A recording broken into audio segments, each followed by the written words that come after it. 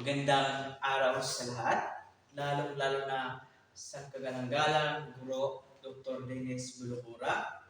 Ngayong araw ay ipapakita ko ang aking ginawa na dalawang kagamitang panturo o instructional materials na yari o galing sa recycled materials at sa indigenous materials. Unang-una ay ang indigenous material. Ito ay tinatawag na picture-based book na may disenyong banig. Ginagamit ang banig sa pagdidisenyo nito at ginamitan ito ng mga padikit upang magawa maliit na libro.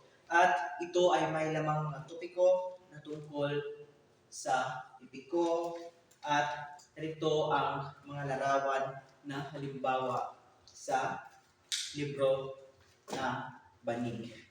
At ang pangalawang kagamitang panturo na ipapakita ko sa inyo ay ang recycled materials. Ito ay tinatawag na eco-bugtong board. Ito ay ginawa gamit ang mga recycled materials. Ginamitan ito ng karton, mga pandikit, at ginamitan din ito ng mga dahon na mula sa recycled na mga plastic bottles, at iba pang mga recycled na bagay. At may tatlong sobre ito. Ang laman dito ay mga bugtong. Mga bugtong kung saan konektado sa kapaligiran at sa topiko. At merong dalawang maliit na parang basurahan dito sa ibaba.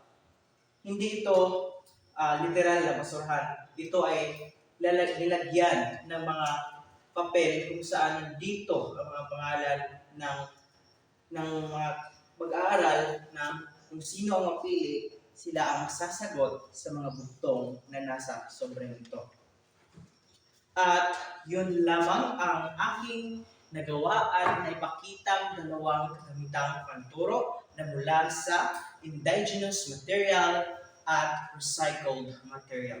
At maraming salamat.